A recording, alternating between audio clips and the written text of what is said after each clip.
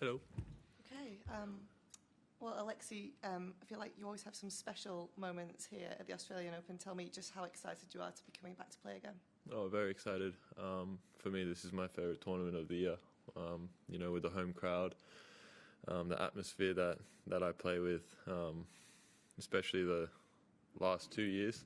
I think on show court 3, that court there, the atmosphere on that court was really amazing. I've played 3 5-setters in 2 years on that court, so for me, it's an amazing court, and I'm lucky to be back here and competing again and trying to get that crowd going again. Great. Questions, please. Yeah. Just on that home crowd, obviously we're going to have capacity crowds back for the first time in a couple of years, and they will get behind the Aussies. How much does that give you, not an edge, but just a bit of drive to have that voice and that encouragement behind you? Yeah, I think it gives every Australian that drive, that extra motivation to get out there on court and give your all. But I go out every match that I play and I try to give everything. But with the Aussie crowd behind you, it just gives you that extra adrenaline, that extra push to maybe when things are tough in the match to really step on it and try get it together and win that match. But they're always behind you. They're probably the best crowd in tennis in Australian Open. So for me, it's amazing to come back and play. Connected to that, could you give us a sense of how big a deal tennis in general and this tournament in particular are to Australians, and a sense of what it might mean for this country if an Australian man were to win the title for the first time in a while? Wow, I think it would mean a lot. We've got such a deep roster in Australian men's tennis right now. We've got a lot of high quality players, and tennis in Australia, I can only speak from my personal view, is that it's really big. I think it's one of the biggest sports in Australia, and for me, growing up watching the AO, watching different players win it, watching Leighton play and try and go deep there is really big. And if one Aussie player wins it, I think it'll be a massive boost for the country in terms of tennis, in terms of sport. And hopefully that person will be me, but we'll just have to wait and see. Alexei, good luck for the Open. What do you know about your first round opponent, and have you had a peek ahead to a potential second rounder with Taylor Fritz? Well, you just told me that I have a second round Taylor Fritz, but no, look, I played Jason in US Open first round also, and I beat him there. But I know it won't be easy. He's really solid from the baseline. He's got one of the best ground strokes, I think, on tour. Doesn't miss much from the baseline, so it's gonna be a tough battle. It's going to be 36 degrees out there on Tuesday, so it's going to be hot too. So, and he's really fit. I know him since he's been 16, 17 years old, and we've practiced together so many times. And he's a nice guy. But when we step out there, it's going to be a battle, and I'm going to push it to the end, and hopefully I can get the job done. Yep. I'm just curious. You said to the reporter, Taylor Fritz, second round. Do you ever look at all beyond whatever the next match is for you, either here or at any tournament? I used to. I used to look ahead. I used to look at every kind of step of the draw when the draw came out, but I've kind of stopped that. I've kind of trying to take it one match at a time. Just focus on the match ahead and not look forward to the second or third round or fourth round as it goes. I think it's not the best to look ahead to when you haven't even done the first step. And for me, that was a learning process, and that's something that I've stopped doing. I've stopped looking ahead completely, and I'm just taking it one match at a time all the time. Can I just follow up real quickly? When did you switch that, and why was that? Did somebody, a coach, let's say, or somebody tell you, hey, just look one at a time, don't look further down? Or No, I think it's just from experience of looking ahead and then losing first round, and then being really, really disappointed that I lost first round. Because I still believe that I have the quality to beat top players, to beat anybody out there when I step out there. But it's good to have that confidence, but in my mind I have to back it up also to myself, and if I don't do that I get highly disappointed. And for me, it's just important for me now just to take it one match at a time, especially after the year that I had last year, a tough year, which I was doing that also, looking forward in the tournament, seeing who I would play and stuff. And you kind of like lose focus when you're playing that first round. You kind of, it's not cockiness, but it's kind of like a big head where you're looking forward, and I don't want to do that anymore. You mentioned it a little bit just then, but you were speaking at Kooyong the other day as well, just about your last 12 months and how difficult that was. Can you give us some insight, I guess, into just the ups and downs of that? And I mean, also at Kooyong, you really matched it with Taylor Fritz for a set. I mean, do you feel like you're regaining some of your best form now as well? Yeah, I don't think last year I had any ups at all. I think it was all downs, but no.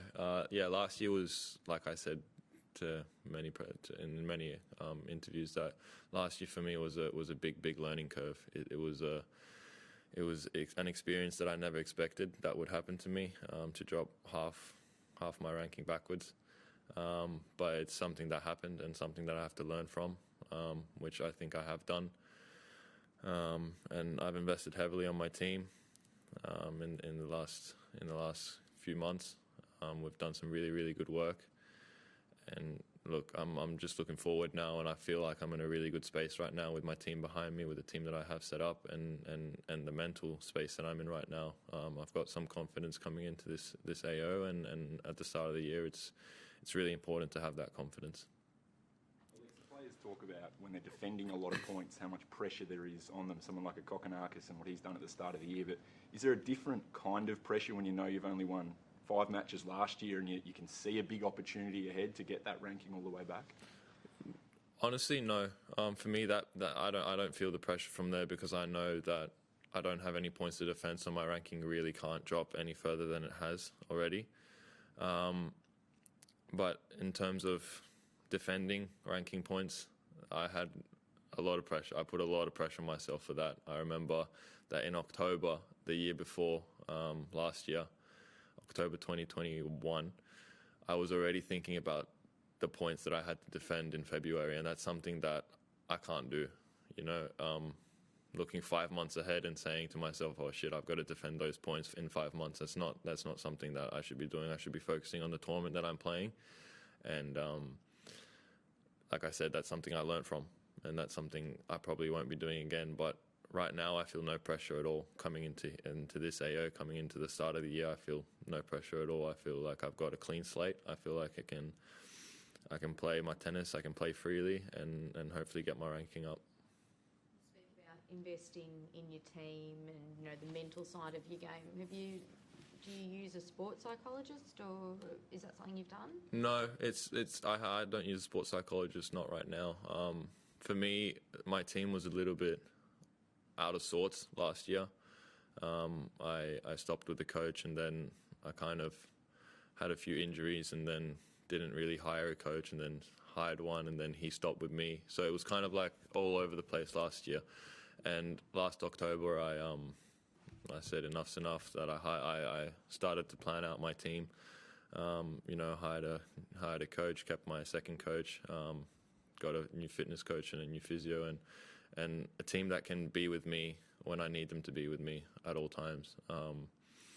And that's what I've kind of invested in right now. I've just built that first part of my team, and I've told my team that if we do need a sports psychologist in the future, then it could be a good time in the future. But for right now, no need a sports psychologist. I feel like I'm in a really good mindset right now, and yeah. So how have you gone about getting back into a really good mindset when you have had those downs from last year?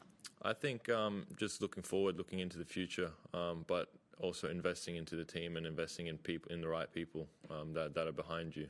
For me, I got Xavier Malise in my team. He's in my corner right now, and he's really helped me a lot in terms of my game, but in terms of the mental side, in terms of trying to stay positive in practice, in terms of staying positive in the match, and always positive. He's always sending me, like on Instagram, those inspirational videos, inspirational quotes, and just trying to keep my headspace in a good space. And he's been a great addition to my team, as well as my second coach Fernando, who will travel with me half the year.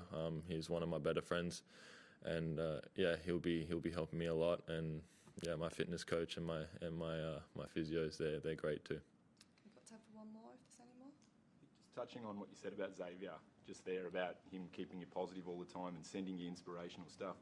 When you met and you discussed taking on board, was that the big thing you noticed about you, that you were too negative and that you were getting yourself down? Yeah, well, we started working when I was probably at my lowest. I was outside the top 100 in March, and then I got back inside the top 100, and then in October I was outside the top 100 again, and that for me was a really big problem, that I was outside the top 100, and that was probably the lowest that I've been. I went into the American swing thinking that I could at least win some matches on the ATP Tour, got into main draw of some 250s and a 500 in Tokyo, and I wasn't able to do anything. I wasn't able to even produce good tennis, and that was probably my lowest last year, and that's when he came on board, and that was the first thing that he noticed was the negative mindset, which is understandable considering the year that I had.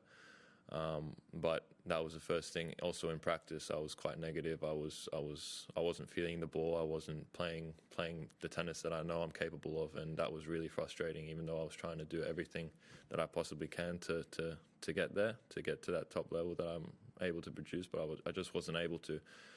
And he started off with the positive mindset and trying to just to motivate me to continue pushing, to continue training, and that's what we've done. And the start of the year has shown that it's already going in a good direction. Great. Thank you very much, everybody. Thank you, guys.